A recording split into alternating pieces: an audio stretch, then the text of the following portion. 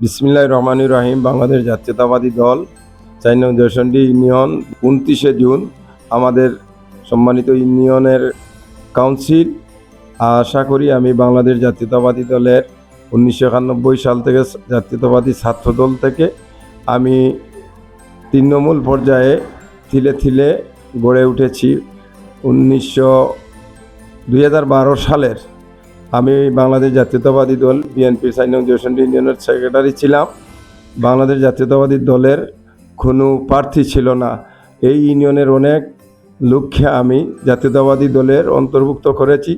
আমি কারা নির্যাতিত, আমি দলের জন্য কাজ করেছি। কখনো আওয়ামী লীগকে আমি প্রশ্রয় দেই নাই। পুলিশের হাতে নির্যাতিত হয়ে কুলেওড়া চৌমুহনী স্তরে আমাকে লাঠি পিটা হয়েছে, রাস্তা বুর্দি উড়েছে, আমারে বারবার থানায় লোকাফে নিয়েছে। আমি দলের জন্য কাজ করেছি। আমি কখনো আওয়ামী লীগের সাথে আপোষ করি নাই। অনেকেই আমার পিঠে বাড়ি দিয়েছে, ইট পিকেল মারেছে। আমি সভাপতি পদে প্রার্থী এই কাউন্সিলে। আশা করি আমি তৃণমূল থেকে তিলে তিলে গড়ে জিয়ার আদর্শ সৈনিক হিসাবে জাতীয়তাবাদী দলকে আমি গড়ে তুলব। আমাকে ভোট দিয়ে জয়যুক্ত করবেন। আপনারা সবাই ভালো থাকেন।